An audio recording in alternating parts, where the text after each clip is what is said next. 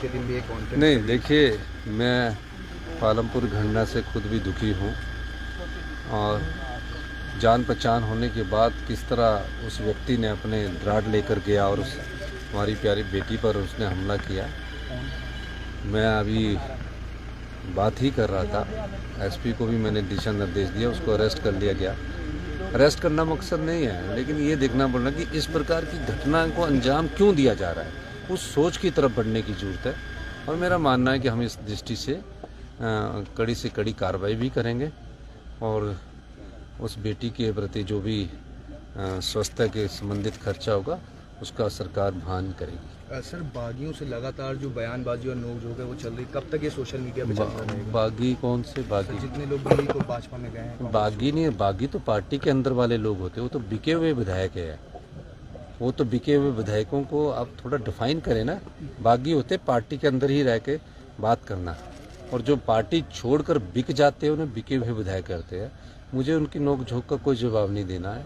मुझे तो ये कहना है कि इस धर्मशाला विधानसभा क्षेत्र में जितना काम मैंने पिछले 14 महीने में खुद देख रेख में किया, मैं जब यहाँ 10 दिन के लिए ठहरा, मैंने स्मार्ट सिटी के सब प्रोजेक्टों को अप्रूवल दी जो पिछले 5-6 सालों से नहीं हो रही थी, और खुद प्रोजेक्ट को देखता था।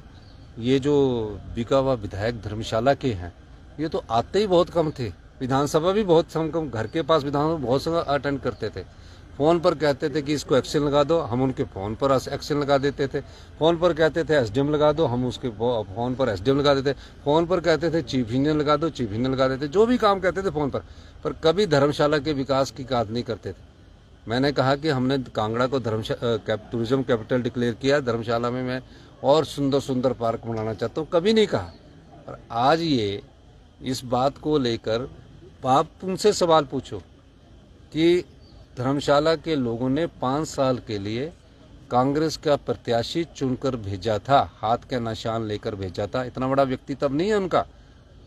अगर उनका अपना व्यक्तित्व होता तो फिर वो बीजेपी जिनके द्वारा वो खरीदे गए हैं, 1 महीना प्रदेश से बाहर नहीं रहते। भाई चलो, राज्यसभा में आपकी नाराजगी मेरे साथ हो सकती थी, आप राज्यसभा में आपने खिलाफ वोट डाल दिया, लेकिन राज्यसभा में खिलाफ वोट डालने के कारण डिस्क्वालिफिकेशन नहीं होती है। फिर अगले दिन वो पंचकुला चले गए क्योंकि किश्त आधी मिल रही होती। जब आप बताओ पंचकुला क्यों गए? आप रह जाते, कोई करता?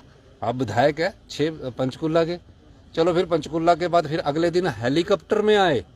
1 हेलीकॉप्टर आया, 2 हेलीकॉप्टर आए, सीआरपीएफ वाले आए।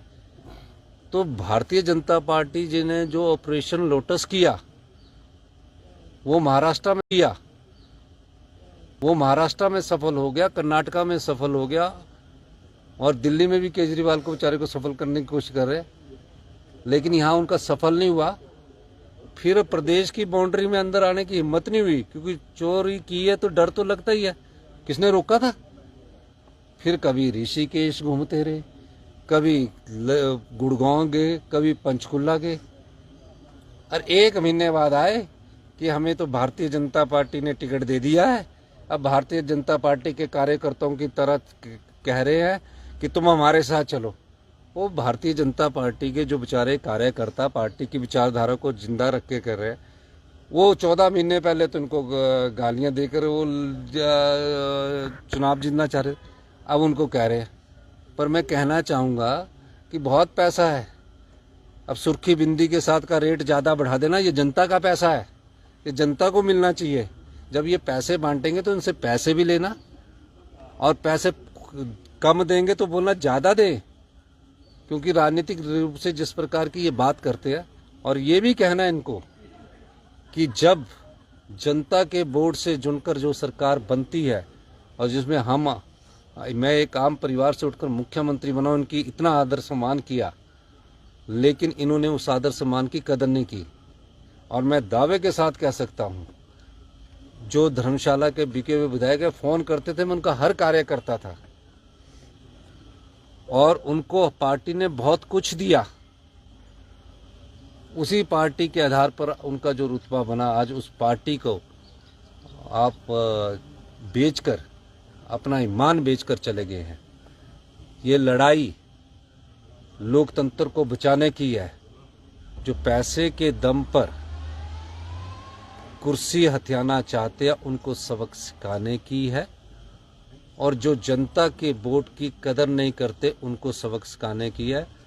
इस लोकसभा में जो भारतीय जनता पार्टी ने राज्यसभा की सीट चुराई है, इसका मुकाबला सरकारें नहीं कर सकती, इसका मुकाबला आम जनता करती है, जनता का बल करता है। जब चुनाव आएगा तो 6 विधानसभा सीटों में और 4 लोकसभा जो सीटें हैं, 4 लोकसभा जो सीटें हैं, एक राज्यसभा की जगह अगर आप 4 लोकसभा की सीटें जिताकर भेजोगे तो ही सही मायने में जनता का, तो ही सही मायने में लोकतंत्र बचेगा, और लोकतंत्र को पैसे से खरीदने वाले लोगों का को सही जवाब दिया जाएगा। धन्यवाद।